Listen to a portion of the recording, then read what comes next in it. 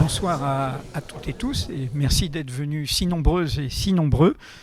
Malgré les taxis, malgré tous les agriculteurs et autres mobilisations sociales éminentes dans ce haut lieu de la recherche, justement le HESS, et à l'invitation des éditions de l'HESS pour un dialogue entre un chercheur et une chercheuse éminente, Malika Rahal, qui est directrice de recherche au CNRS et qui est la patronne, la directrice de l'Institut d'histoire du temps présent, pour ce livre, 1000 histoires diraient la mienne, qui est justement aux éditions de l'École des hautes études en sciences sociales.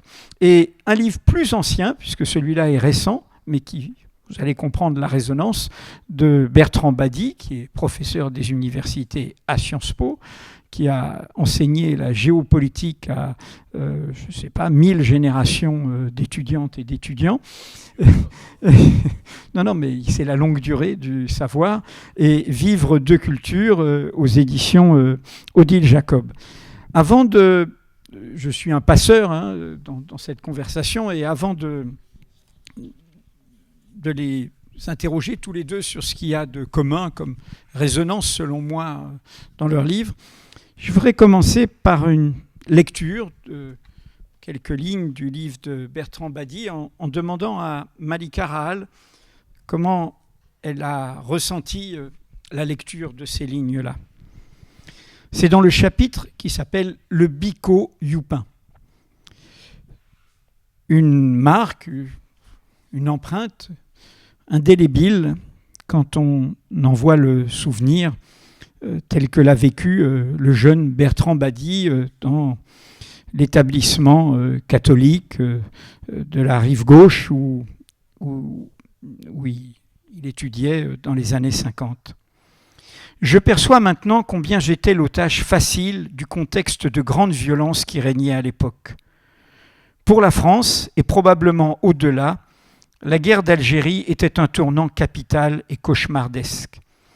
À ma petite échelle, pourtant très protégée, elle m'a appris la vie, sa dureté. Elle m'a dévoilé cette face impie de la nature humaine, faite d'amour de soi, de mépris des autres, de hiérarchie désirée, de violence à l'égard de ceux qui se veulent différents. Les moqueries proférées, les gouailleries et les railleries consacrées résonne encore dans ma tête jusqu'à entretenir une indignation qui ne se calme toujours pas malgré le temps passé. Bico, mon ami, Sidi, Bic, Crouille, Raton, Bougnoul, Melon, Scabèche, Abricot et d'autres encore n'étaient pas seulement les fragments de la rhétorique peu glorieuse des cafés du commerce, c'était aussi devenu en bien des milieux le dévoiement ordinaire de la noble langue de Corneille et de Racine. Jamais dans l'histoire de France, tant de mots blessants et méprisants ne furent mobilisés pour définir une altérité, et d'une certaine manière, je me sens honoré aujourd'hui d'en avoir reçu quelques miettes. J'en ai toujours gardé, poursuit Bertrand Badi, une sympathie profonde pour ceux qui en ont été directement affectés, une proximité qui me lie encore aujourd'hui au peuple algérien que j'ai plaisir à visiter régulièrement. J'ai voulu commencer par ces lignes parce que nous ne sommes pas tous les deux de la même génération. Malika Rahal, dans son livre, raconte son histoire avec ce lien très profond au pays de son père, l'Algérie. Et Bertrand Badi, qui vient d'Iran, de Perse, pourrait-on dire plutôt quand on le lit, dans le discours de son père, notamment. Ce livre est un hommage à son père qui se voyait en persan.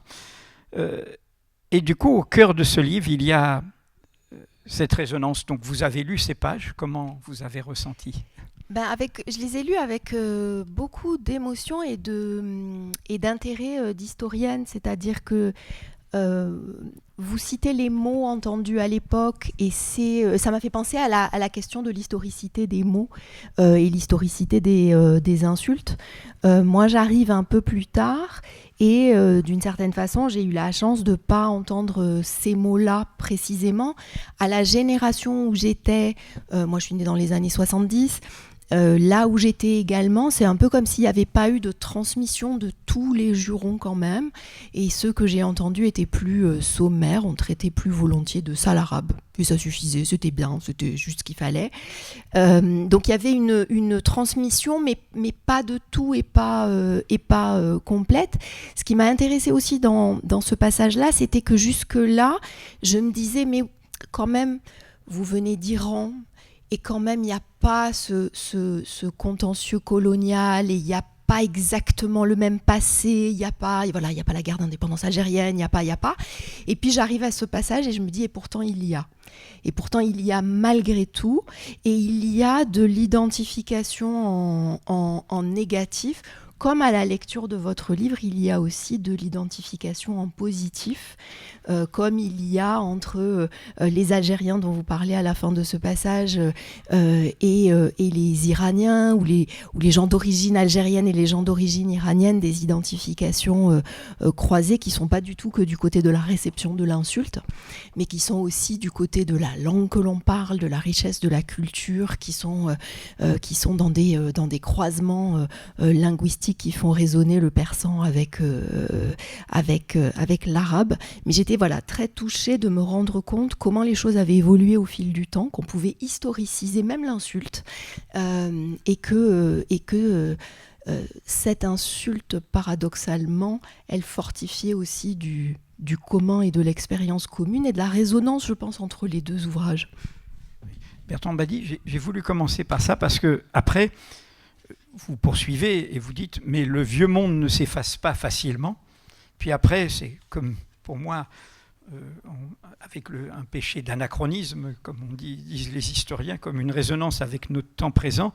Vous parlez de comment, dans cette période coloniale française et la suite, vous parlez de cette pauvreté de l'offre politique alliée à ma congénitale marginalité, m'interdisait tout embrigadement.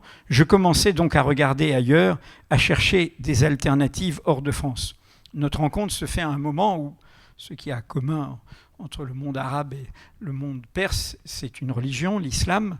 La chasse aux musulmans est ouverte dans notre pays, elle est officielle, elle est au plus haut niveau de l'État. Nous sommes dans ce moment-là, il faut quand même le dire, et on aimerait qu'il y ait des milliers de personnes à nous écouter pour en parler et à vous écouter en parler. Donc ce passé ne passe pas. Et d'où ma question, il y a une inquiétude qui habite profondément le livre de Malika Rahal, et à l'inverse, dans le vôtre, il y a un optimisme. Vous l'avez toujours là ? Écoutez, je suis réconforté à l'idée que la lecture de mon livre dégage un parfum d'optimisme. Vous l'écrivez, hein ? Oui, mais c'est un optimisme intellectuel. C'est-à-dire, c'est la conviction profonde que toute mon expérience de vie m'a apporté, que lorsque on a la chance d'être multiculturel, on a un avantage, et cet avantage finira toujours par nous faire gagner. C'est ça, peut-être, de l'optimisme, mais c'est un optimisme, quand je disais intellectuel, qui se projette dans un avenir qui tranche avec ce que nous ressentons aujourd'hui. Parce que ce que Malika vient de dire m'a beaucoup interpellé, parce que je crois que c'est profondément vrai, cette historicité. Moi, il se trouve que je suis politiste, je ne suis pas historien, donc je n'ai peut-être pas les réflexes que vous avez eus immédiatement et qui sont très justes. Parce qu'il faut comprendre que pour ma génération, et je crois effectivement le décalage générationnel est très important, tout ce qui n'était pas occidental, c'était la même chose. Et ça, je l'ai vécu intimement à l'école. Ce type, il n'est pas français, il vient d'un pays que les gamins étaient incapables de situer sur la carte. Donc, c'est un bico. Et puis c'est aussi un youpin. C'est l'altérité. C'est deux altérités, c'est deux exclusions, c'est plus que de l'altérité, c'est la négation de l'altérité, c'est l'exclusion. Et le bico et le youpin, c'est deux exclus, c'est-à-dire ce qui est hors de moi, et en étant hors de moi, définit ma propre identité. Mais ce qui est intéressant, c'est que les choses, alors peut-être qu'il y a une part d'optimisme, et je ne jugerai pas, les choses se sont inversées. C'est-à-dire que il s'est construit au fil des années et des décennies un dénominateur commun entre tous ces non-occidentaux, qui est le même sentiment d'humiliation et de marginalisation. Et si je suis un de ceux qui croient en l'idée de Sud global, je trouve que ce n'est pas un gros mot, c'est un concept scientifique, c'est parce qu'il a une forte charge subjective liée à ce sentiment qui a grandi, je dirais, à partir de ma génération, mais là, est-ce que vous allez me faire écho? Je ne sais pas, et qui unit. Il y a quelque chose qui, par exemple, face au génocide auquel on assiste actuellement en Palestine, il y a un sentiment commun de solidarité au Sud global. Et c'est quelque chose de très très important.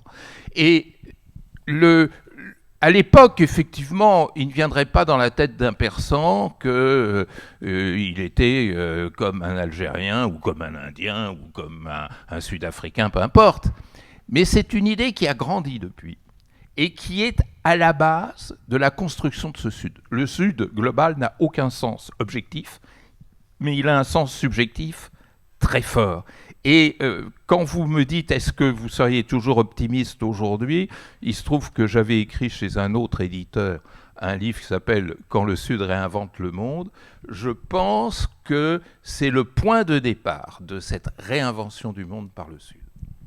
Alors, vous venez de parler de ce sentiment d'humiliation, mais vous, Malika, dans Mille histoires dirait la mienne, qui croise vos trois identités, françaises, algériennes et américaines. Mais comme je l'ai dit, quand nous avons fait un long entretien sur Mediapart, d'ailleurs, Bertrand Badi est venu souvent aussi dans les studios de Mediapart, ce qui m'avait frappé, c'est qu'on n'est pas du côté du sentiment d'humiliation avec vous, mais profondément d'une très grande fierté. Et d'une très grande fierté de cette grande révolution qui est la révolution d'indépendance algérienne, qui n'est pas une lutte d'indépendance parmi d'autres, qui, pour ce Sud global, est une référence. Ne pas oublier qu'avant d'être emprisonné, Mandela, il est au Maroc avec le FLN algérien. Il y a des photos qui en témoignent. Et il est en train d'apprendre même ce qui pourrait être le passage à la lutte armée à ce moment-là. Et ce qui traverse profondément votre livre comme presque un feu intérieur, c'est combien là, il y a une histoire de fierté qui en remonte au monde. Oui, tout à fait. Et je vais, avant de répondre à cette question, je vais rebondir sur ou pour répondre à cette question, je vais d'abord rebondir sur ce que disait Bertrand Badi à l'instant pour, justement, vous m'avez demandé si ça faisait écho à ma génération, et je pense que oui, la réponse est oui, bien sûr. Et non seulement oui, bien sûr, mais les dernières décennies, mais certainement aussi les dernières années sont venues nourrir quand même très fortement cette unité par le sentiment d'humiliation du Sud par le Nord. Il se trouve par un des hasards de la vie universitaire que je reviens d'un mois au Brésil, où j'ai eu l'occasion de discuter avec des collègues, des traducteurs, et c'était très intéressant de les entendre parler de ce qui se passe aujourd'hui en France lorsqu'ils sont au courant, alors on était dans la période où Retailleau se réveillait tous les matins en disant quelque chose sur l'Algérie, d'une part, et d'autre part, bien sûr, Gaza, la Palestine, toujours. Et je me rappelle avoir été chez un couple où elle me disait d'un côté, j'essayais un peu d'expliquer ce contexte français autour de l'Algérie, et elle m'a dit très simplement, elle m'a un peu balayé d'un revers de main, en me disant, mais nous, de toutes les façons, on va toujours être du côté de l'Algérie. C'est-à-dire, en tant que Brésilien, la messe, elle est dite, voilà, il y a aucun débat. On n'a pas besoin d'entrer finalement dans les détails de qui dit quoi à qui et qui a fâché qui en premier, et des péripéties en quelque sorte diplomatiques, pendant que son mari, lui, de l'autre côté, parler de Palestine en disant toujours, mais nous en tant que Brésiliens, l'affaire de toutes les façons, elle est extrêmement claire, et tenant des propos où je disais, vous savez que des propos comme ça en France, c'est compliqué, c'est-à-dire des propos comme ça vous amènent au tribunal. Il avait énormément de mal à le croire, mais il y a une identification très forte, une facilité à parler de ces sujets, tandis que nous, en France, sommes contraints de longue date de faire des petits pas de danse, de trouver des formules qui vont pas nous porter du tort. Et je pense que cette période-là, le franchissement de cette période-là, va avoir un effet extrêmement durable, un effet délétère peut-être, mais en tout cas un effet sur les relations internationales, les relations à l'intérieur d'un pays comme la France. Et on avait eu cette discussion aussi avec l'éditrice de l'ouvrage, Marie Laborie, au moment où je lui disais je veux réécrire la fin, et il y a la Palestine et il y a Gaza, et elle me disait attention, il y a un risque avec un ouvrage comme celui-là de le faire trop coller à l'actualité pour que ce soit un livre qui vieillisse plus vite, en quelque sorte, que la référence à l'actualité devienne un signal du vieillissement du livre. Et je me rappelle lui avoir dit à ce moment-là, et on ne se rendait pas encore compte à quel point ça allait être vrai, que ce qui se déroulait à Gaza allait nous suivre,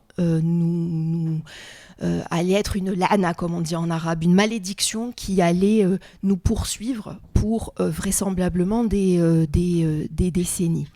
Ce que vous dites sur la fierté est très vrai et pas contradictoire avec ça. Il y a une expérience d'écriture qui est le prélude de cet ouvrage-ci, qui est une sorte de réconciliation avec la révolution algérienne. Moi, je fais partie d'une génération qui a connu d'autres moments, même de loin, d'autres moments de violence dans la vie algérienne, qui a franchi depuis la France les années 1990 en Algérie, les grands massacres, les évolutions politiques du pays, les années Bouteflika, la répression et les limitations à la liberté d'expression également. J'ai beaucoup connu aussi, et en particulier dans la bourgeoisie algérienne très francophone dont je suis issue, des discours très très noirs aussi sur l'Algérie, qui ont tendance parfois à jeter le bébé avec l'eau du bain. Et j'étais très sensible au fait que, parlant de l'Iran depuis les années 1970, les années 80-1990, vous soyez attentifs justement à réussir à tenir une parole qui évalue les choses avec de la complexité, malgré les simplifications caricaturales que l'on pouvait y trouver. Pour moi, une des difficultés, c'était le fait de ne pas être capable de dépasser la révolution algérienne dans l'Algérie, que moi je connaissais, les années 90, les années 2000 et les années 2010. Je trouvais qu'on était parfois, le compteur était en quelque sorte un peu bloqué, ou le calendrier était un peu bloqué sur la révolution algérienne. Et puis je suis arrivée, pour des raisons qui sont un peu trop longues à expliquer ici, à écrire un ouvrage sur la révolution algérienne par sa fin. Et de me rendre compte à quel point raconter l'histoire par la fin... Un livre s'appelle 62, c'est la révolution populaire de 62, et qui est paru à la Découverte. À la Découverte, et c'était vraiment une façon de raconter très très différemment, par ses aspects les plus populaires, la façon dont les Algériens avaient vécu leur liberté en 1962.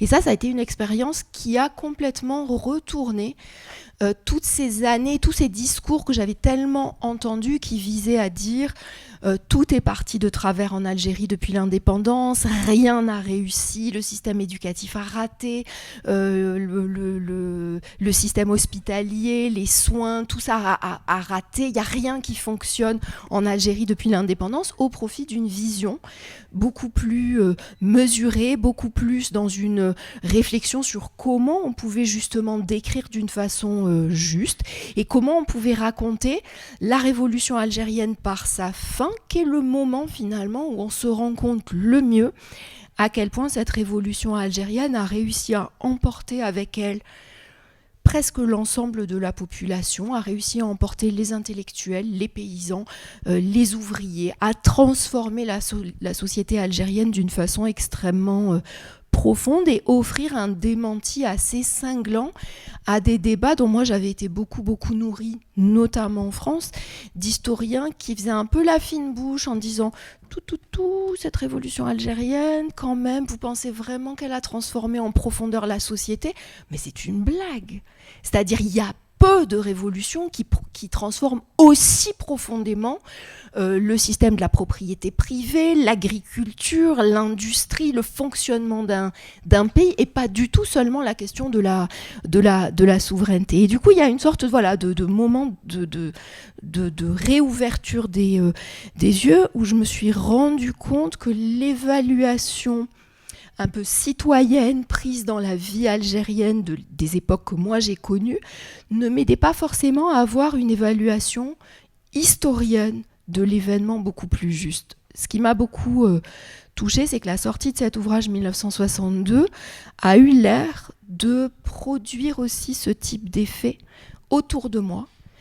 En Algérie, d'une part, avec des amis qui m'ont écrit en me disant à quel point ils avaient été réconciliés avec la révolution algérienne en lisant cet ouvrage, et a créé un effet très curieux en France de gens qui avaient l'air de se sentir libérés de la façon dont l'indépendance algérienne avait toujours été racontée, où l'on s'intéressait, et on avait bien sûr raison de le faire parce que ce sont des éléments très importants, on s'intéressait à la façon dont les pieds noirs avaient quitté l'Algérie, on s'intéressait au sort des harkis parce que tout ça avait tant compté pour la société française, mais qu'il y avait aussi des gens en France, et pas seulement des Français d'origine algérienne, beaucoup de Français également, qui se sentaient libérés de pouvoir aussi être fiers de ce que cette indépendance algérienne avait fait pour le reste du monde.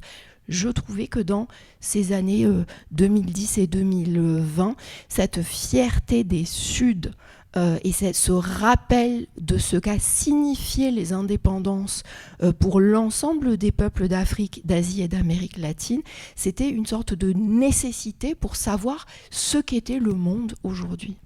Alors, Bertrand Badi, ce que vient de dire Malika Rahal est totale résonance avec toute votre œuvre, qui est justement de décentrer le regard de ce pays-ci qui se crispe de plus en plus. Et avant de passer vraiment à... on est dans un lieu de recherche, à la raison d'être de ces livres qui sont des livres de recherche sur vous-même.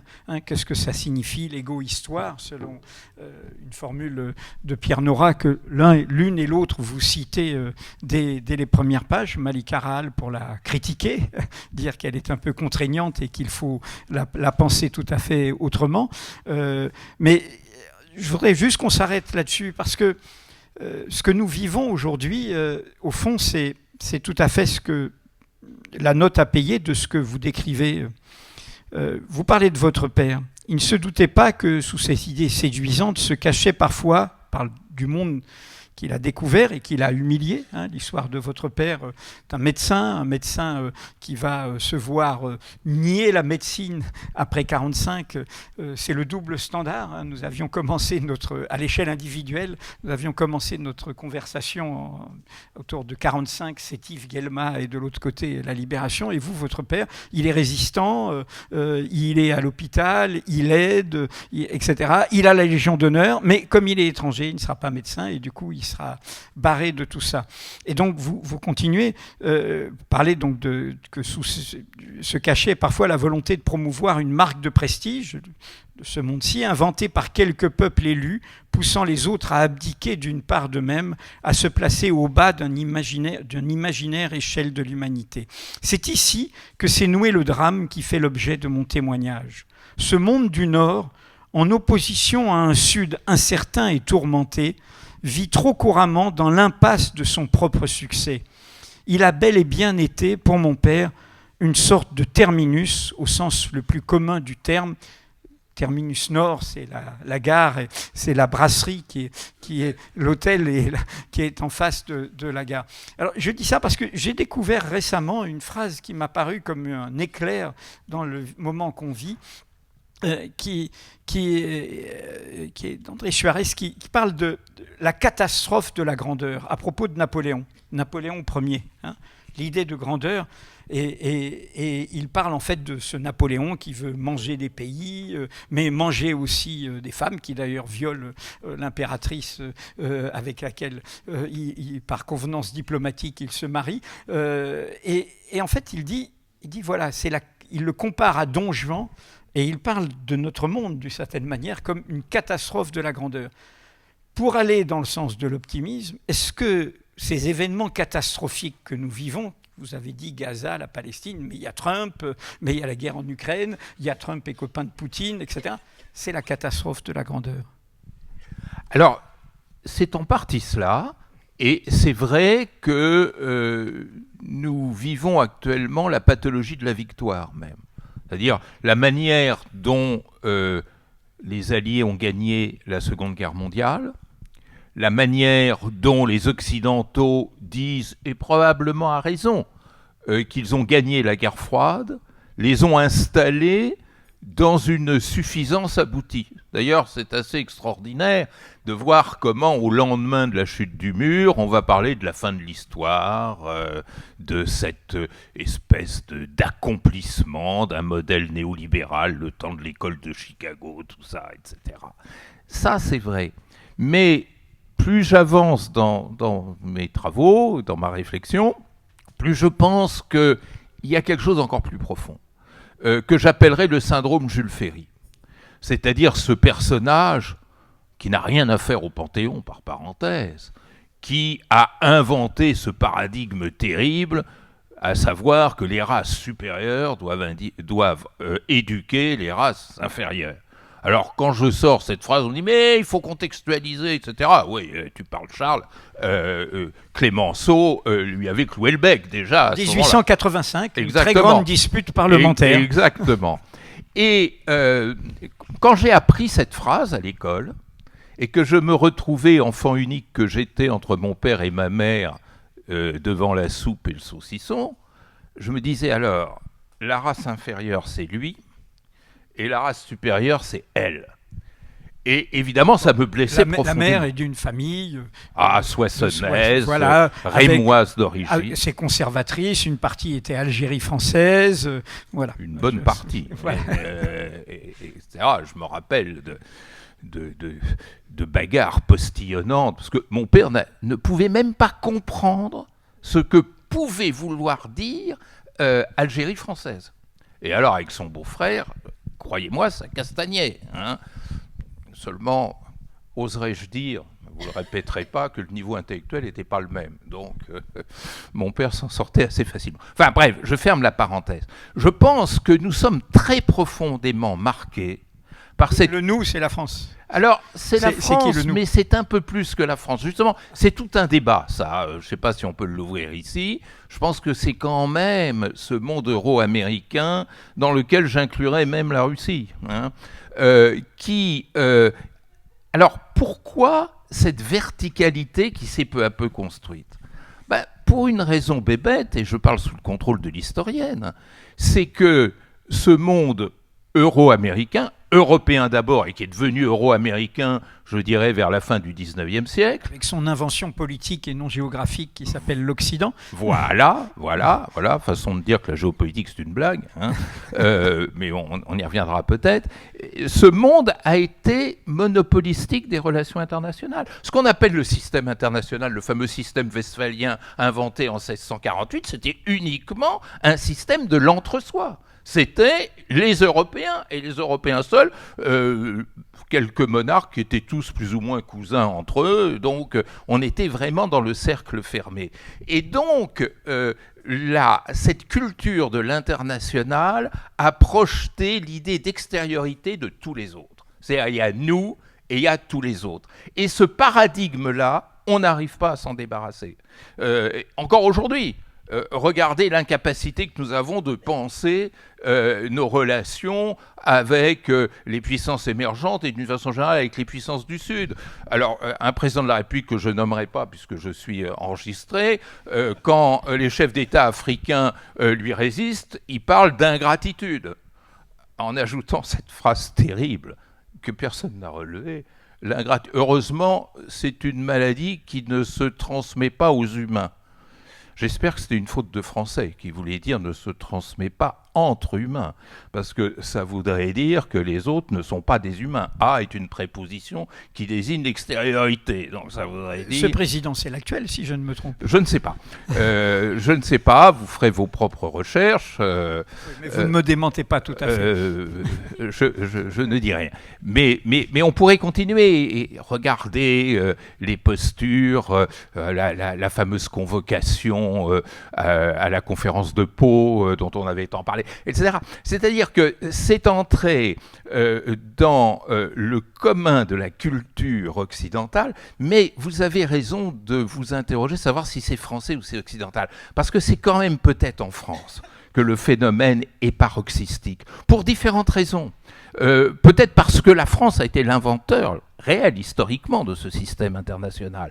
Peut-être parce que la France s'est placée, je dirais, comme noyau de l'invention philosophique de l'universel. Cet universel paradoxal qui consiste à dire un seul invente pour tout le monde, le modèle qui fonctionnera pour tout le monde, et ainsi de suite. Et donc cette culture de la verticalité, c'est un véritable poison. C'est un poison pour les autres, bien entendu, qui ont à le subir, mais c'est un poison pour nous, Français, si vous voulez, parce que ça déforme systématiquement et automatiquement notre vision du monde. Et ça, je l'ai vécu tous les jours de mon enfance, dans le regard qui était porté sur mon père. Et puis même, vous savez, il y a une phrase que je répète souvent, je ne me rappelle plus si je l'ai mis dans le livre, mais quand j'étais à table, je voyais ces deux êtres, mon père et ma mère, qui s'adoraient, s'aimaient profondément. D'ailleurs, ils ont vécu ensemble jusqu'à ce que la mort ne les sépare.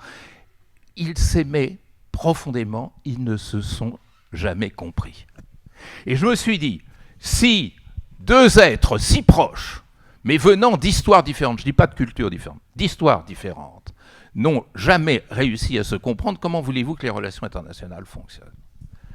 Ce qui n'est pas possible entre papa et maman, comment ça pourrait l'être entre Xi Jinping, Emmanuel Macron et Vladimir Poutine, hein. C'est ça le fond du problème.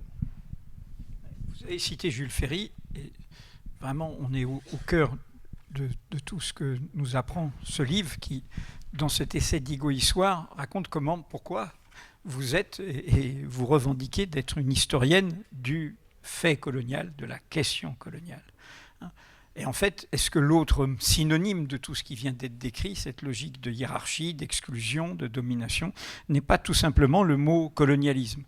Ce qui m'a frappé quand on a parlé ensemble de votre livre, et vous l'avez très bien dit dans l'émission, et c'est la chute, c'est la fin de ce livre, vous êtes historienne, on ne dit pas à un historien du nazisme, du fascisme, « Ah, mais quand même, vous avez un parti pris, vous êtes anti-nazi, vous êtes anti-fasciste ». Et ce que nous apprend Malika Rahal, c'est qu'on lui fait reproche, y compris universitairement, d'être anticolonialiste. Alors que c'est une évidence. On devrait aujourd'hui se proclamer anticolonialiste comme on se proclame antifasciste dans le monde du XXIe siècle. À l'évidence, on n'en prend pas le chemin dans ce pays-ci dont vous parliez, la France. Oui, je voudrais peut-être citer après cette émission de Mediapart un commentaire fait par une de mes étudiantes qui est venue me voir et qui m'a dit « Il y a toujours cette confusion qui est constante dès qu'on parle de colonial, ça n'est plus une compétence universitaire, c'est réduit à une opinion. C'est-à-dire évaluer si quelque chose relève de la situation coloniale, c'est juste votre opinion, et donc n'importe qui peut venir vous expliquer que en fait vraiment non, ça c'est pas du colonial. On oublie qu'il y a une bibliothèque de 600 ouvrages récents, qu'il y a un travail de définition, qu'il y a un travail de conceptualisation qu'on a tous beaucoup travaillé, puis vous pouvez avoir un collègue spécialiste d'un autre phénomène qui vient un jour, comme ça m'est arrivé, me dire j'ai beaucoup réfléchi et vraiment je pense vraiment que Israël n'est pas colonial. Et je vais là, vraiment, mais de nous deux en fait, qui un peu a réfléchi à la question de la définition, qui en fait a des arguments qui sont de l'ordre de sa compétences professionnelles, qui peut citer des ouvrages, qui peut faire notre travail scientifique. Et tout d'un coup, on a un historien qui dit non, mais là, c'est fini, la compétence historienne, c'est juste, voilà, ça va être votre opinion contre la mienne, l'opinion contre la compétence. Moi, ce que je trouve vraiment fascinant en lisant votre ouvrage, c'est à quel point on ressent les échelles différentes des effets que cela peut avoir, depuis, comme vous venez de le dire, la table du dîner familial jusqu'aux relations internationales. Et quelque part, ça légitime aussi l'objet récit de vie en quelque sorte, ou récit de soi, ou analyse du parcours familial. C'est-à-dire que tout d'un coup, on n'est plus un individu en train de dire oui, mon papa a été humilié quand j'étais enfant et ça détermine toute ma vie. On est en train de dire, je vous raconte quelque chose et il y a une capacité à historiciser ce phénomène, il y a une capacité à l'analyser. Nous avons derrière nous des chercheurs, des historiens. Je pense par exemple à Todd Shepard qui réfléchit à la signification du mot arabe dans la société française des années 70 et 80. Pour moi, ça n'a pas été ni une lecture, ni quand je l'ai entendu parler de ce travail la première fois, ça n'a pas du tout été agréable de l'entendre analyser les significations de ce mot que mon père pouvait recevoir ou dont il pouvait être le destinataire en positif ou en négatif apparent. Lorsque j'étais enfant, des travaux comme ceux de Hajar Ben Boubakr sur l'histoire de l'immigration, et où l'on vient en quelque sorte apporter nos récits qui font écho aux vôtres pour dire en fait, au-delà de nos histoires individuelles, il y a un phénomène qui doit s'analyser. Alors, pardon, on est en période de génocide. Voilà, il n'y a pas en fait les tournures où on fait des pieds pour ne pas dire les. Il y a une arrogance. Il y a une arrogance à se penser comme étant supérieur qui joue dans les relations interpersonnelles, qui joue dans la façon dont les gens s'adressent à votre père dans la rue, comme cela joue dans les relations à l'échelle nationale et dans la façon dont tel Premier ministre ou tel président de la République prend la parole, qui joue aussi dans les relations internationales et qui doit être posé sur la table, ne serait-ce que pour que l'on comprenne lorsque l'on vit en France comment on peut être perçu non seulement à l'intérieur, mais aussi à l'extérieur. Très concrètement, c'est intéressant. Et ça va rejoindre ce que vous disiez à l'instant. Très souvent, dans les années passées, on m'a dit, vous vous rendez compte, en Afrique, vous ne prenez pas la mesure de ce qu'est en train de faire la Chine. C'est un nouveau colonialisme chinois. Il y a une forme de domination qui ressemble... Et du coup, nous sommes tous quand même dans le même bateau. Il y a plein de pays qui ont fait ça. Ce qui est vraiment intéressant, c'est d'écouter ce qu'ont à dire les Maghrébins, les autres Africains, ce qu'ont à dire les ressortissants du monde arabe sur cette présence chinoise, où bien souvent la différence est décrite avec des outils qui nous permettent de comprendre où elle se situe. Et bien l'un des endroits où elle se situe, c'est dans l'absence d'humiliation, c'est dans l'absence d'appropriation territoriale, c'est dans l'absence de création de systèmes juridiques qui sont des systèmes juridiques inégaux, qui disent que les uns sont citoyens pendant que les autres sont pas citoyens du tout ou citoyens de seconde zone. C'est dans l'absence de création de formes de racisme pour asseoir la domination et qui fait que la présence économique extrêmement importante de la Chine en Afrique aujourd'hui, elle est reçue d'une façon très différente. On a beau vouloir dire en France que ça se ressemble et que tout le monde fait ça, c'est assez inexact et ça ne permet pas de voir où se loge cette spécificité occidentale, européenne au sens où il y a l'ancienne Europe en Europe et il y a la nouvelle Europe en Amérique du Nord.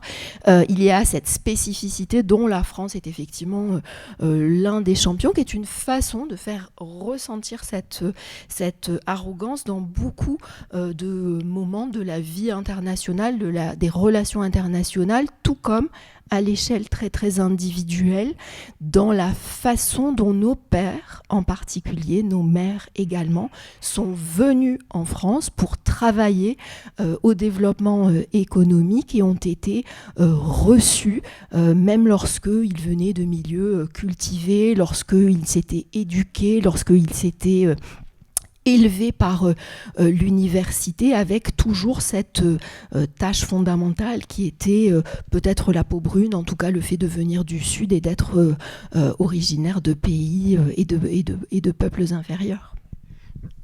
Bertrand Badi, en résonance, j'ai cité tout à l'heure votre référence commune au départ comme une référence académique, j'allais dire, à ce texte un peu canonique de Pierre Nora sur l'égo-histoire, qui met beaucoup d'interdits. Il dit, voilà, l'ego... En fait, quand on lit la citation, elle est de définition par Pierre Nora, c'est presque... On va faire de l'égo-histoire, mais on va mettre à distance l'ego. Et en fait, quand on vous lit... Et là, je passe à une question un peu, on est, en tant que chercheur, qu'universitaire. En fait, ce qui me frappe, c'est que dans vos livres, il y a toute une démarche qui, en même temps, fait comprendre ce que sont vos travaux. Et leur dimension, il y a un mot qui revient chez vous beaucoup, qui est cosmopolitisme dans l'histoire familiale, et qui fait résonance avec votre dimension, j'allais dire, internationaliste. Comme chez Malika, la question coloniale est aussi une question qui amène à la solidarité avec les peuples, à tout ce qu'on partage ensemble, et donc au refus des identités closes, des identités fermées, de l'assignation à résidence. Donc ma question, c'est comment on fait quand on se lance dans ce type de livre avec, au fond, avec la dimension sensible. On n'est plus dans simplement une histoire ou une étude politique qu'on met à distance avec une certaine froideur. On est emporté par la question sensible. D'ailleurs, l'une et l'autre, le père est un fil conducteur, l'Indien chez vous.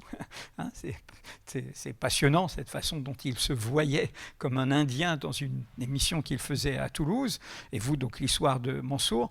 Donc comment on fait et qu'est-ce que vous diriez à des étudiants en disant à qui vous devez apprendre une certaine rigueur scientifique, une certaine froideur, etc. Et en fait, voilà, vous assumez le fait que non.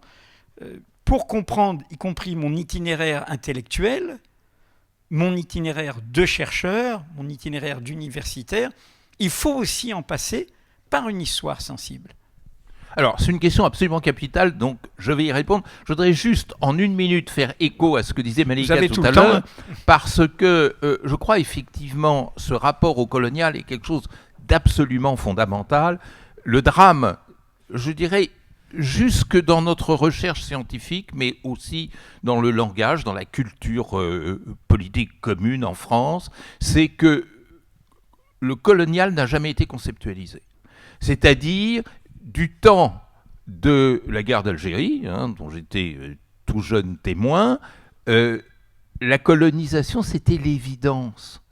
Et ça, maintenant, avec la distance du temps, on s'en rend peut-être pas compte. D'ailleurs, mon fameux oncle maternel, postillonnant, pour lui... il n'y avait pas d'autre possibilité. Et l'argument qui venait en refrain tout le temps, et ça me fait penser à ce que vous disiez sur l'Algérie d'aujourd'hui, c'est « mais de toute façon, ils ne peuvent pas se gouverner ».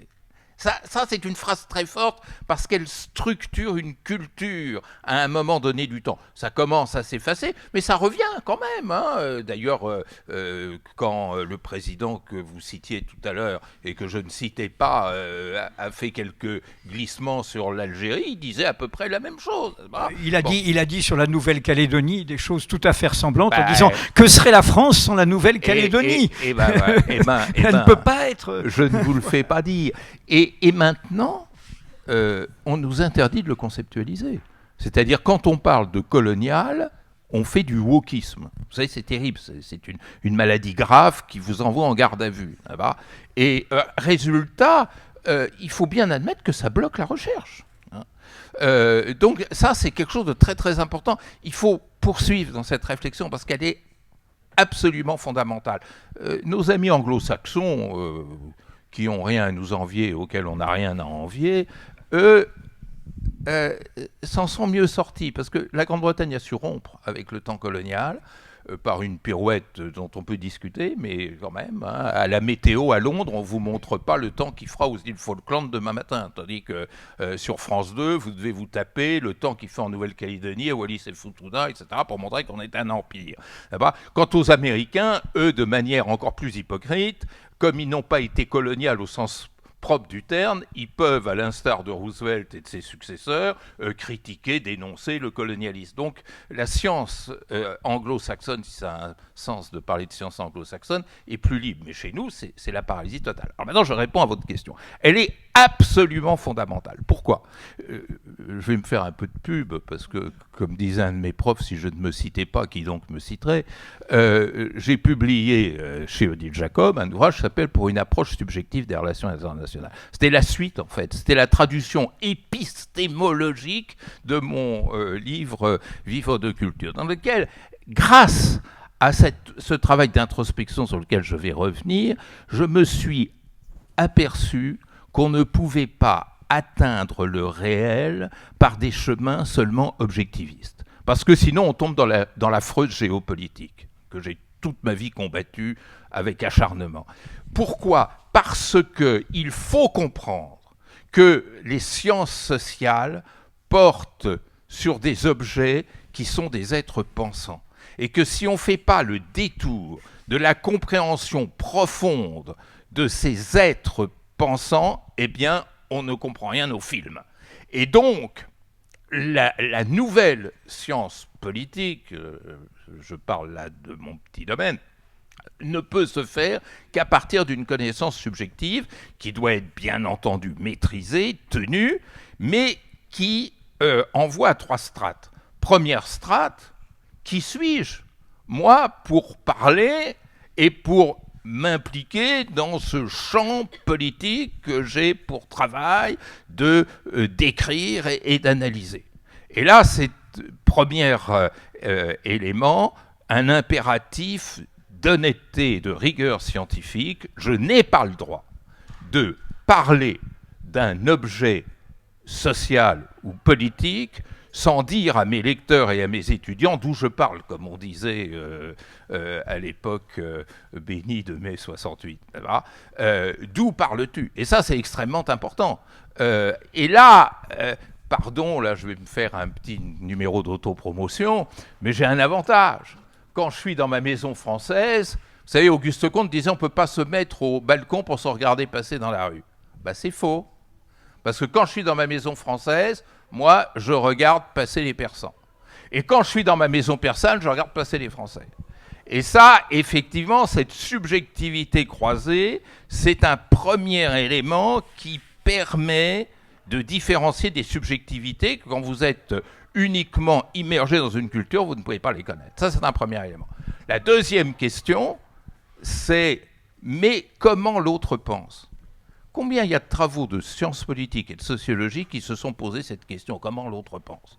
C'est-à-dire, moi je me souviens, ça avait été pour moi une révélation, j'étais à N'Djamena le 24 février 2022 quand a commencé la guerre russo-ukrainienne et je me suis aperçu que mes amis tchadiens, ils avaient une lecture de ce conflit tout à fait différente de la mienne.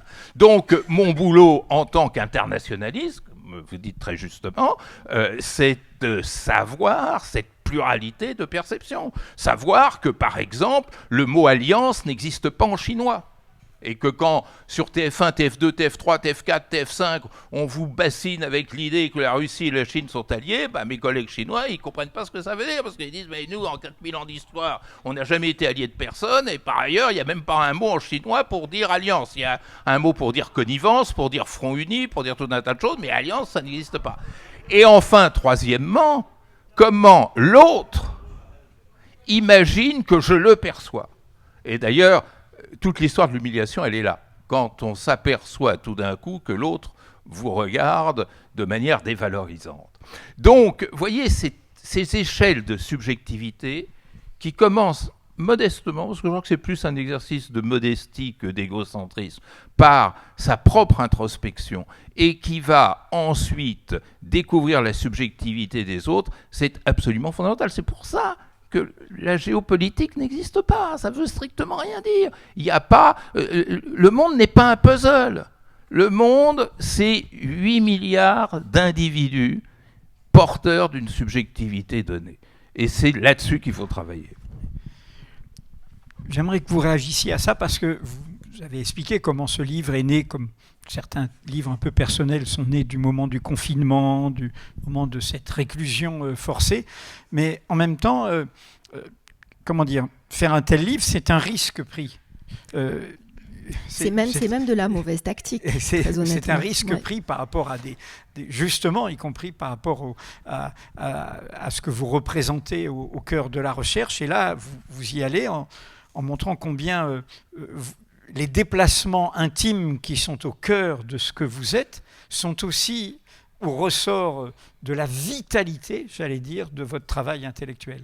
C'est vraiment ça. Il y a eu alors, vous le savez, je ne vais pas vous l'apprendre, il y a dans les carrières universitaires ce moment où on écrit son mémoire de synthèse dans l'habilitation à diriger des recherches. Et pour les historiens, ça peut prendre la forme de ce qu'on appelle de façon un peu snob une égo-histoire, qui est quand même un mot recherché pour dire qu'on écrit une forme d'autobiographie dans laquelle on essaye d'être l'historien de son propre parcours. Et pour moi, il y avait un enjeu où j'étais un peu, on dit en anglais, a catch-22.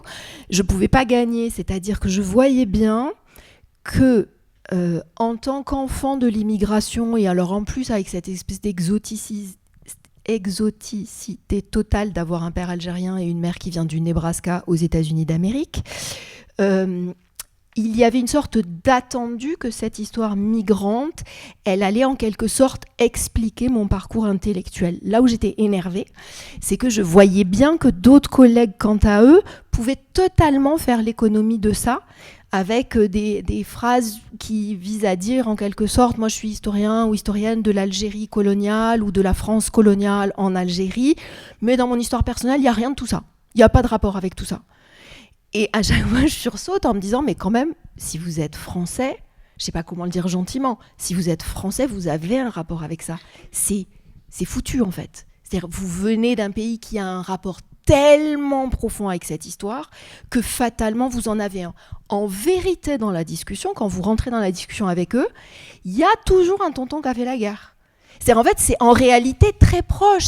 C'est même pas seulement une question de compréhension de l'histoire de France c'est juste du bon vieux déni très très facile. Mais quelque part, ça donne une posture de surplomb qui est de dire mais moi quelque part, je suis dans une forme d'objectivité totale par rapport à cette histoire puisqu'elle ne me concerne pas. Et ça, c'était ma préoccupation en me disant je vais écrire ça et je suis attendue là où c'est une sorte d'évidence que l'enfant du couple mixte, elle va écrire son histoire familiale et expliquer comment tout ça la définit en tant qu'historienne. Je vais prêter le flanc à de la critique en révélant ce que d'autres s'économisent entièrement. Et je trouvais ça, voilà, j'avais pas envie de faire ça. Je me disais qu'il fallait d'une certaine façon résister à ça en faisant l'autre option de ce mémoire, qui est une sorte de résumé un peu distancié de ces travaux où l'on revient sur tout ce qu'on a fait et on résume. Et c'est extraordinairement barbant. Voilà, on a déjà tout écrit et puis on revient sur ce qu'on a écrit. Et voilà. Je me disais, ok, je peux faire un choix très tactique et m'ennuyer profondément pendant 2 mois à écrire ce truc, ou bien je peux aussi faire quelque chose qui me paraît avoir du sens et avoir de l'honnêteté intellectuelle et ne pas m'en priver sous prétexte que d'autres ne font pas ce choix-là. Mais il y a une vraie affaire d'explicitation scientifique de son parcours qui, à mon sens, éclaire aussi beaucoup de ce qu'on a écrit par ailleurs. Moi, j'ai été frappée en vous lisant et en lisant ce livre par l'envie de relire des choses que j'avais lues qui peut-être m'avaient échappé. Je ne l'avais pas lu à sa sortie et je le regrette avec le recul. Pour moi, il y a en particulier en tant qu'historienne, l'idée que l'on connaît la biographie et la façon de se raconter des auteurs, y compris de choses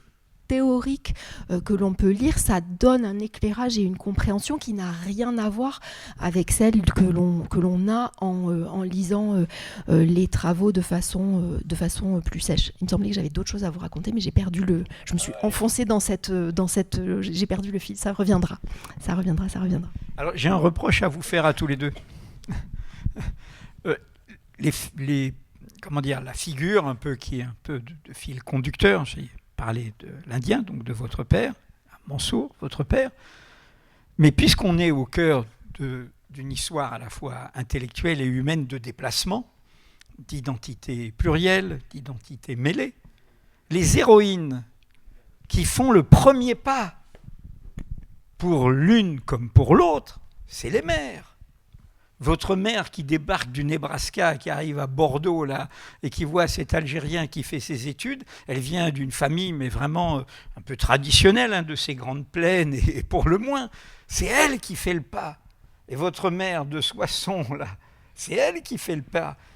Et le fil, les mères, quoi. Voilà, je ne vais pas faire dans le féminisme autoproclamé, mais enfin quand même, les héroïnes, les premières, là, à faire ce passage, c'est les mères, non ? Ah, totalement. Oui, mais le livre est conçu comme un hommage au père. Ben, parce que l'histoire, c'est mon père qui, par sa mobilité, l'a créée, l'a construite. Vous imaginez pas ce que c'est, en 1928, de quitter la ville de Hamadan en Iran pour arriver à Paris. Il y en avait qui mouraient en route. Il fallait prendre un cheval pour aller jusqu'à Téhéran, une voiture pour aller jusqu'au port de la Caspienne, un bateau pour aller jusqu'à Bakou, le chemin de fer pour traverser l'URSS stalinienne, se retrouver à Berlin dans une situation un peu déjà spéciale, puis finir à Paris. Donc c'est son aventure. Hein. Mais là où vous avez tout à fait raison, et moi je ne le prends pas comme un reproche, parce que c'est quelque chose que je ressens profondément, c'est que ma mère, comme la vôtre, ce sont des pionnières de la mondialité. C'est-à-dire, vous savez, on parlait de l'histoire et de l'historicité des mots, qui c'est quelque chose d'absolument passionnant. Vous auriez dit mondialité dans les années 50 ou 60, on a dit il fait une faute de français, parce que ça n'existe pas.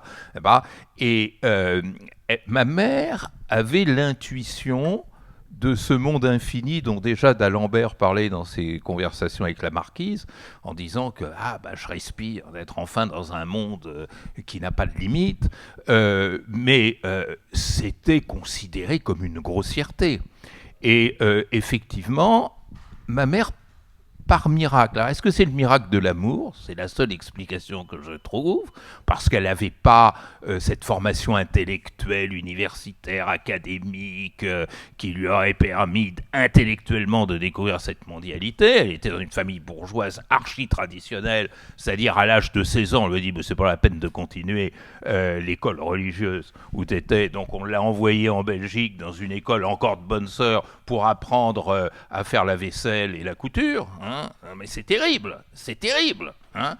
Et cette femme avec ce bagage, ce non-bagage, elle a très vite compris la mondialité. Et alors c'est assez extraordinaire, et c'est un hommage aussi que je peux lui rendre, c'est que mon père ne parlait jamais des souffrances qu'il a subies. Je ne sais pas ce qu'il en était, mais mon père était d'une pudeur absolument incroyable, et je dirais même plus que de la pudeur, c'était de l'orgueil. C'est-à-dire il ne voulait pas avouer qu'il avait été humilié. Hein. Ça, c'est le fin fond de l'humiliation, c'est quand on ne veut même pas avouer qu'on a été humilié. Et c'est ma mère qui parlait à sa place. Et c'est ma mère qui m'a raconté mon père dans la résistance, mon père à la libération, mon père moqué, mon père méprisé, etc. Et tout ça, elle a su le rationaliser de manière absolue. C'est pour ça que je pense que c'est la génération du futur. Hein. Et d'ailleurs, je suis très, très heureux que ma fille, qui a bien connu, elle n'a pas connu son grand-père, hélas, mais elle a bien connu sa grand-mère, elle le comprend comme ça. Hein. Et alors que tout était fait pour que ce fût exactement le contraire. Ça, c'est de l'optimisme. Parce que ça veut dire que vous n'êtes pas totalement prisonnier du contrôle social. Hein. C'est une flamme de liberté qui s'est allumée là, et effectivement, sa famille, du coup, elle dit « mais qu'est-ce qui lui prend ?»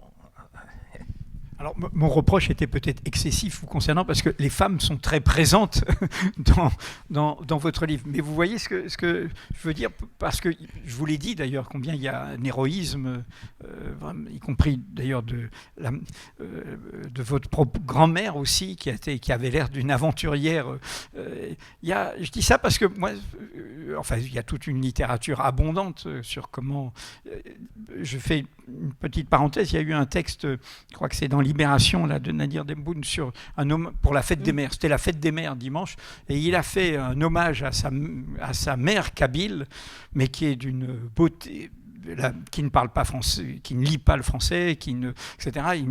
Mais qui dit ça, c'est-à-dire il dit à un moment, il dit mon père c'était, je ne sais plus comment il dit. Enfin, elle dit combien le monde c'était elle qui le fait. C'est elle d'ailleurs, elle vit toujours. Enfin bref, voilà, je m'égare moi-même, mais ça me frappe combien c'est une clé dans votre propre ressort de déplacement. Oui, on se disait avant la rencontre que nos mères sont très différentes. Parce que la mienne vient des États-Unis et la vôtre vient de Soissons. Et en même temps, elles ont des choses très, très en commun. On a parlé de l'Algérie française. Moi, je viens d'une famille où on vote Trump normalement. Voilà. C'est des fondamentalistes protestants qui viennent d'un État extrêmement conservateur. C'est une terre de colons aussi. Et il y a un effort de ma mère de s'échapper de ce pays, dont je n'ai pris la conscience qu'avec les années, mais aussi même dans les conversations qui ont eu lieu autour de la rédaction de ce livre, et d'une certaine façon, elle est encore là pour avoir ces conversations et pour pouvoir apporter des éclairages. Peut-être qu'on ne s'en rend pas autant compte parce qu'elle ne correspond pas bien au portrait de l'immigré. Mais elle est immigrée en France, et vous avez des pages formidables sur qui est immigré et qui ne l'est pas. Côté algérien, on me l'a beaucoup dit parce que mon père était un ingénieur, et donc on m'a beaucoup dit, oui, mais en lisant ce livre, mais ton père n'est pas un immigré en fait. Sous-entendu, un immigré, c'est forcément un ouvrier, et ton père n'est pas immigré, mais moins encore l'idée que ma mère est immigrée, alors même qu'elle a été contre toute légalité lectrice pendant 20 ans dans l'université française, parce que étrangère, elle ne pouvait pas être titularisée, donc elle a vécu avec un statut ultra précaire pendant très très longtemps. Elle est toujours étrangère en France. Elle fait toujours des choses comme renouveler sa carte de séjour, regarder le dossier pour demander la nationalité, et puis faire « Oh, je crois que ça va pas être possible », parce que c'est beaucoup. Elle est toujours donc étrangère dans ce pays. Elle dit de façon assez fière « Tu me donneras mon chapitre à relire avant la publication », parce qu'elle considère que le chapitre de la famille américaine, c'est son chapitre, et c'est son chapitre de plus qu'une façon, c'est-à-dire c'est pas seulement son chapitre parce que c'est l'histoire familiale, c'est pas seulement son chapitre parce qu'il y a des anecdotes de son enfance, c'est pas seulement son chapitre parce que il est question de ses parents et de pourquoi elle choisit de quitter le Nebraska, parce qu'elle se dit que si elle reste là, il y aura toujours quelqu'un qui voudra qu'elle soit femme au foyer un jour. Mais c'est aussi son chapitre parce que toute la compréhension de l'histoire des États-Unis, la lecture d'articles, la compréhension de ce que ça veut dire le messianisme du ghost dance à la fin du 19e siècle, ça se déroule dans des discussions très intellectuelles entre elle, ma sœur et moi lorsque nous sommes au lycée et à l'université. C'est pas un hasard si je choisis l'autobiographie comme genre de prédilection. Au moment où j'écris le bouquin, je me dis, mais en fait, ma mère, elle a écrit des articles sur l'autobiographie des femmes de colons aux États-Unis d'Amérique, et moi, je suis finalement aussi beaucoup la fille de ma mère. Et en même temps, cette mère, elle vient d'un pays pour l'histoire duquel il y a déjà des armées d'historiens qui sont déjà en train d'écrire des choses tellement novatrices, des problématiques tellement subtiles, tellement recherchées. Lorsqu'on est historien et qu'on entre dans un champ d'abondance comme celui de l'histoire des États-Unis, même l'histoire des minorités aux États-Unis, on est obligé à une sorte d'élégance de la démonstration, d'originalité des sources, de pensée fine et subtile qui nous distingue de nos collègues. Et puis sur l'histoire de l'Algérie contemporaine, vous n'avez pas de biographie de Boumedienne.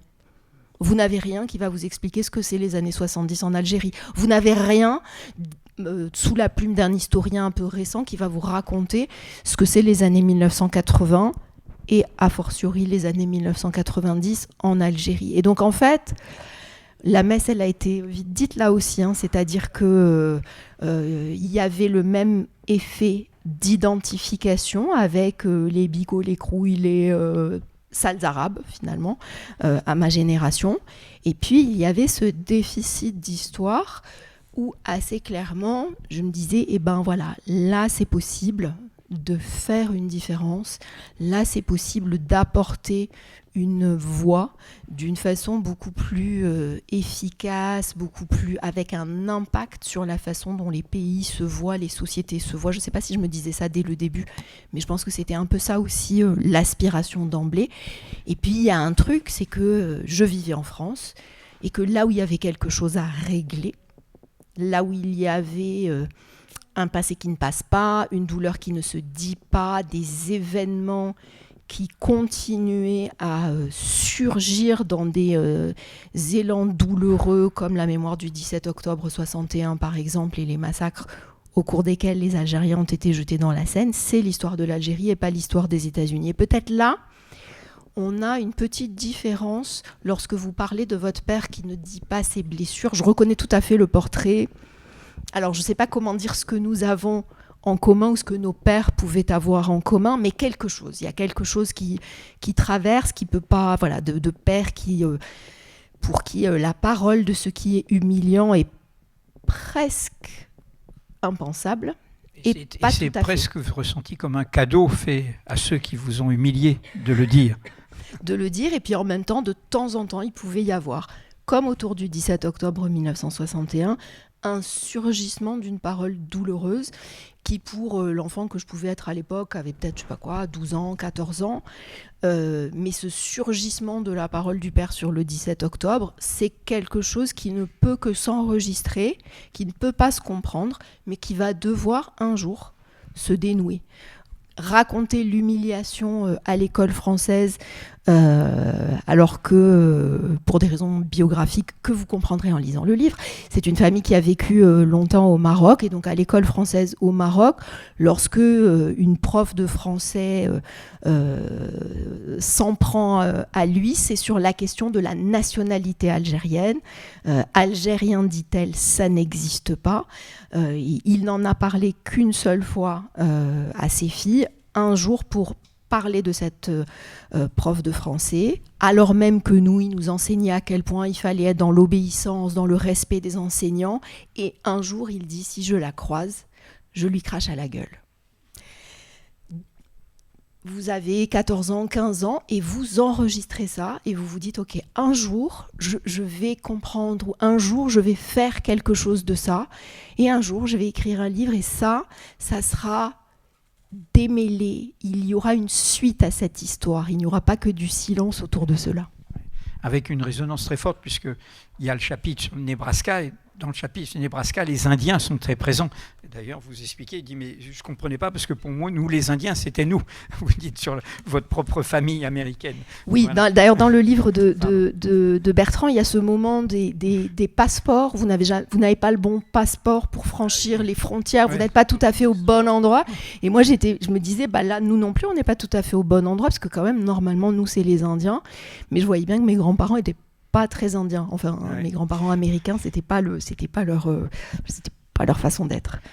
Alors, il y a une différence quand même entre vos deux livres, c'est que là, la question coloniale, la question de l'Algérie, la question du Sud et à la fois de son humiliation et de sa dignité est très présente. Mais vous, d'ailleurs, le sous-titre, c'est « Comment peut-on naître franco-persan ?» Vous parlez aussi d'un lieu qui est un lieu avec 1000 points d'interrogation dans notre monde d'aujourd'hui, qui est celui donc de l'Iran, celui d'une révolution qui a eu lieu, une autre révolution différente qui a eu lieu en 79, mais qui a eu une dimension populaire aussi, qui, avant que ça devienne le régime aujourd'hui qui est en place, qui est au cœur y compris des crispations de cet Occident dont on a parlé. Donc il y a ce décentrement supplémentaire avec vous. Oui, et qui est très complexe. Vous savez, je vais vous étonner et vous décevoir, une fois de plus peut-être, qui est que j'ai jamais pu être vraiment au clair avec la complexité de cette révolution de 1979. J'ai connu le régime du chat, je l'ai très bien. Même connu un chef de la SAVAK, vous le racontez. Ah oui, et qui était un humaniste. La SAVAK, c'était la police politique terrible. Du régime mais en du même chat. temps, l'homme en question, qui a été ambassadeur à Paris, c'était un véritable humaniste. Et c'est l'homme qui avait convaincu le chat de ne pas pendre Khomeini. Tuer Khomeini. Voilà, exactement. Et qui raconte la légende, mais je pense que c'est en partie vrai, aller dans la cellule de Khomeini et il pleurait avec lui. Il y avait quelque chose. Bon, tout ça. Il sera fusillé au tout début et de la Révolution. Fusillé. Alors les méchantes langues disent que c'est parce que Khomeini ne voulait pas qu'il raconte cette histoire-là. Bon, enfin ça, j'en sais rien.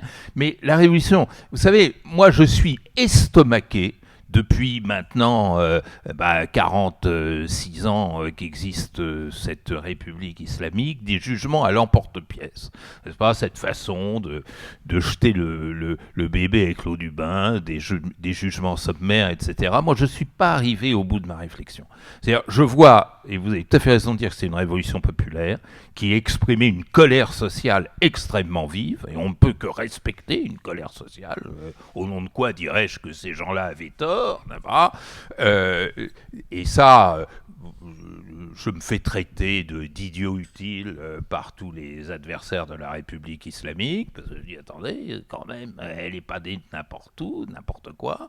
Et de même, aujourd'hui, on prend tout ça pour un paquet de linge sale. Alors, il y a des horreurs absolues dans ce régime, et qu'il n'y ait pas de malentendu entre nous, mais il y a des tendances différentes. Monsieur Pezeshkian, par exemple, qui a été élu en préférence à un candidat ultra-conservateur, Monsieur Jalili, il représente quelque chose. Zarif, l'ancien ministre des Affaires étrangères, il représente aussi quelque chose. C'est très, très, très compliqué. Moi, je suis en liaison quotidienne avec mon cousin qui est en Iran. Il me raconte des choses extraordinairement compliquées, et ça prouve que quand on est proche d'un objet, on s'aperçoit qu'il n'est jamais aussi simple. Et c'est exactement ce que vous disiez. Et là, j'ai été très touché dans votre rapport avec le régime algérien, sur lequel on entend aussi vanne sur vanne. Et puis j'en ai marre aussi de ces franchouillards qui parlent de la Perse comme étant rien du tout, alors qu'il y a une énorme littérature, une histoire absolument considérable, etc. Donc c'est effectivement quelque chose de très complexe et dont on ne se sort que par l'humanisme. C'est-à-dire, moi, toute ma question, toute ma vie, ça a été et l'humain là-dedans. Et c'est ça. Et j'ai notamment, par exemple, une formule à laquelle je tiens, qui est « Mon rêve, c'est que dans le pays de mon père, les femmes qui ont envie de se dévoiler puissent se dévoiler, et que dans le pays de ma mère, les femmes qui ont envie de se voiler puissent se voiler. » Ça marche ni dans un cas ni dans l'autre. Et on a vu que M. Attal en rajoutait une couche encore récemment. Mais je crois qu'on se sort de tous ces dilemmes à travers de la question de l'humain, et c'est pour ça que la subjectivité est si importante. Mais je voudrais juste, parce que peut-être on va donner la parole au public, dire qu'il y a une différence où vous êtes supérieur à moi, il y en a probablement d'autres, mais là il y a quand même quelque chose où vous avez été plus forte. C'est que moi, ce livre, j'aurais jamais osé l'écrire tant que mon père et ma mère étaient vivants. Je n'aurais jamais osé le faire lire à mon père et à ma mère. J'aurais eu trop peur qu'ils me disent « non, moi c'est pas comme ça que je ressens les choses ». C'est-à-dire c'est la subjectivité jusqu'au bout de sa logique. Et je m'en suis tiré par une lâcheté en disant « mais maintenant, ils ne peuvent plus me contredire ». Et mon obsession depuis la sortie de ce livre, tous les jours, c'est de me dire « pourvu que je n'ai pas trahi leur pensée, pourvu que je n'ai pas trahi leur sensibilité ». Et vous avez eu cette force extraordinaire de l'affrontement, enfin l'affrontement pas au sens de la confrontation, mais au sens du face-à-face, de ce que les anglo-saxons appellent le face-to-face. Moi, je n'ai pas osé ça. J'ai pas osé, et moi, c'est le grand malaise de mon histoire par rapport à ça. Je vais vous raconter un truc que j'ai jamais dit à personne.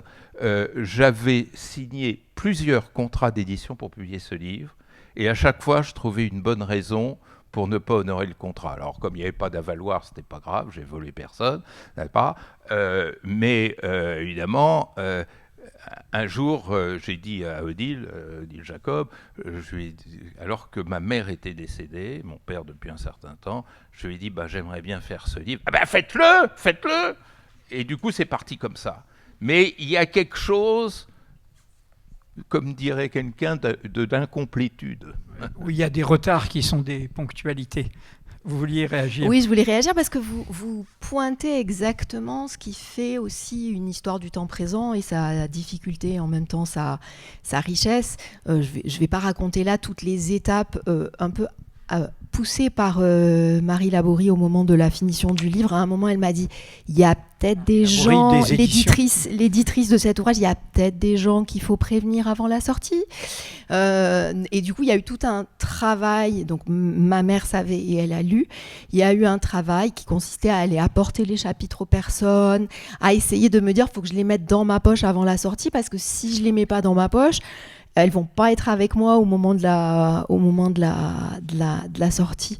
Donc il y a eu des discussions et puis il y a eu des changements de chapitres. Du coup, il y a des choses qui ont évolué beaucoup dans les discussions.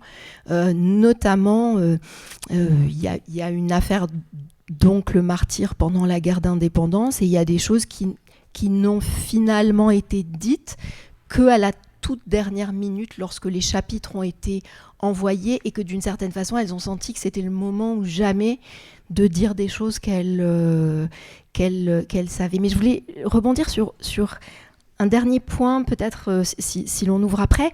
On a parlé de la question de la fierté et de l'énergie qui peut parfois naître de l'humiliation et de la colonisation, de la période de colonisation. Il y a une fierté qui est ailleurs et qu'on sent très fort dans votre livre, que moi j'ai ressenti en vous lisant, c'est cette possibilité pour des pays dits du Sud de se connecter entre eux en arrivant. J'ai dit à Bertrand Badi, mais moi j'avais jamais tout à fait réalisé que vous étiez Badi, pas comme chez moi dans le sud-ouest de la France, mais comme chez moi en Algérie, où vous êtes Badi el-Hikma, nous dirions Badi el-Hikma, la beauté de la science ou du savoir.